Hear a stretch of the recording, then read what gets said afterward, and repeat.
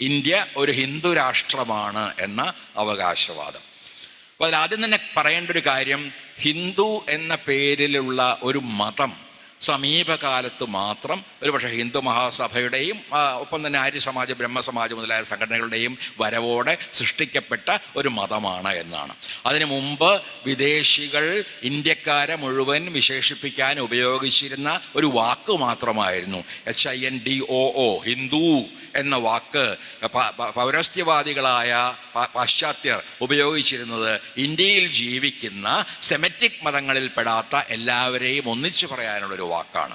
അറബികൾ അൽ ഹിന്ദ് എന്ന് ഇന്ത്യയെക്കുറിച്ച് പറഞ്ഞത് ഇന്ത്യയിലെ തങ്ങൾ വരുമ്പോൾ ഇന്ത്യയിൽ കണ്ട ജനതയെ ഒന്നിച്ച് വിളിക്കാൻ വേണ്ടി അവർ ഉണ്ടാക്കിയ ഒരു പേരാണ് ഈ അൽ ഹിന്ദ് എന്നത്. അപ്പോൾ അതുകൊണ്ട് ഹിന്ദു എന്ന പേരിൽ ഒരു മതം അതായത് സെമറ്റിക് മതങ്ങളെ പോലുള്ളൊരു മതം, ക്രിസ്തു മതം എന്ന് പറയുന്നത് പോലെ, ഇസ്ലാം മതം എന്ന് പറയുന്നത് പോലെ, എന്തിനാ ബുദ്ധമതം എന്ന് പറയുന്നത് പോലെ പോലും ഒരു മതം ഇവിടെ നിലനിന്നിരുന്നില്ല. ശൈവരും വൈഷ്ണവരും താന്ത്രികരുമായി, ക്ഷത്രിയരും ബ്രാഹ്മണരും ശൂദ്രരുമെല്ലാം ഉൾപ്പെട്ട അനേകം വർണ്ണങ്ങളായി, 4 വർണ്ണങ്ങളായും, പിന്നെ അതും കൂടാതെ അവർണരായും, ഈ അവർണർക്കും പുറത്ത് മനുഷ്യർ പോലും ആയി കരുതപ്പെടാത്ത ആദിവാസികളായും പിരിഞ്ഞ് നിലനിന്നിരുന്ന ഒരു ജനതയാണ് ഇവിടെ ഉണ്ടായിരുന്നത്. അവരെ ഒന്നിച്ചു ചേർത്ത് ഹിന്ദുക്കൾ എന്ന് വിളിച്ചത് അവരെക്കുറിച്ച് പരാമർശിക്കാനുള്ള സൗകര്യത്തിന് വേണ്ടി മാത്രമാണ്. ചരിത്രകാരന്മാരും പാശ്ചാത്യ ചിന്തകരും അല്ലെങ്കിൽ പുറത്തുനിന്ന് ഇവിടെ വന്നവരുമൊക്കെ ഉപയോഗിച്ചത്. അതുകൊണ്ട് ഈ ഹിന്ദു എന്ന വാക്ക് ഒരു മതം എന്ന അർത്ഥത്തിൽ നിലവിൽ വരുന്നത് 1914 ഹിന്ദു മഹാസഭയുടെ രൂപീകരണത്തോടെയാണ് എന്ന് പറയാം. അതിനുശേഷം നിങ്ങൾക്കറിയാം അതിൻ്റെ ചരിത്രം. അത് ഗോൾവാൾക്കറുടെ തത്വചിന്തയിലൂടെ, സവർക്കറുടെ നേതൃത്വത്തിലൂടെ ഹിന്ദു മഹാസഭ ഒരു തീവ്രവാദികളുടെ സദസ്സായി മാറുന്നു. അതിനുശേഷം രാഷ്ട്രീയ സ്വയം സേവക സംഘം KB ഹെഡ്ഗവാർ നിർമ്മിക്കുന്നു. 1925 RSS സ്ഥാപിക്കുന്നു.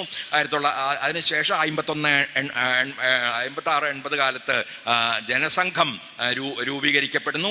അതിന് പിറകെ അത് BJP ആയി മാറുകയും ഇന്നത്തെ ഹിന്ദുത്വത്തിൻ്റെ പ്രധാന വക്താക്കളായി അവർ സ്വയം പരിവർത്തനപ്പെടുകയും ചെയ്യുന്നു.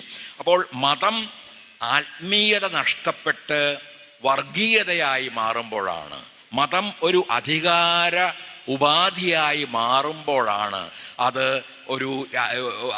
അതിൻ്റേതായൊരു അധികാര രാഷ്ട്രീയം മുന്നോട്ട് വയ്ക്കുന്നത്. ഇപ്പോൾ മതത്തിന് ആത്മീയത നഷ്ടപ്പെട്ടു എന്ന് പറയുമ്പോൾ ഞാൻ ഉദ്ദേശിക്കുന്നത് മതത്തിന് അതിൻ്റെ അടിസ്ഥാനപരമായ നൈതിക മൂല്യങ്ങൾ നഷ്ടപ്പെടുന്നു എന്നാണ്. എല്ലാ മതങ്ങളും പലതരത്തിലുള്ള നൈതിക മൂല്യങ്ങൾ മുന്നോട്ട് വെച്ചിട്ടുണ്ട്. അത് ഇസ്ലാമിനെ സംബന്ധിച്ചിടത്തോളം അത് സാഹോദര്യമാകാം, ക്രിസ്ത്യാനിറ്റിയെ സംബന്ധിച്ചിടത്തോളം അത് കാരുണ്യം അല്ലെങ്കിൽ ചാരിറ്റി എന്ന് പറയുന്ന മറ്റുള്ളവർക്ക് ദാനം ചെയ്യാനുള്ള മാനസികാവസ്ഥയാകാം, അല്ലെങ്കിൽ ബുദ്ധമതത്തെ സംബന്ധിച്ചിടത്തോളവും അത് കരുണ, മൈത്രി, മുരുതം മുതലായ ചില മൂല്യങ്ങൾ അടിസ്ഥാനമുള്ളതാണ്. അപ്പോൾ ഈ മൂല്യങ്ങളെല്ലാം നഷ്ടപ്പെട്ട് മതത്തെ ഒരു ആൾക്കൂട്ടമായി, ഒരു യാതൊരു തരത്തിലുള്ള നൈതിക മൂല്യങ്ങളും ഉൾക്കൊള്ളാത്ത ഒരു രാഷ്ട്രീയ അധികാര ഉപാധിയായി മാറ്റുമ്പോഴാണ് വർഗീയത ഉടലെടുക്കുന്നത്. മതവും വർഗീയതയും വളരെ വ്യത്യസ്തമായ കാര്യങ്ങളായി തന്നെ ഈ രണ്ട് സങ്കല്പങ്ങളെ നാം കാണേണ്ടതുണ്ട്.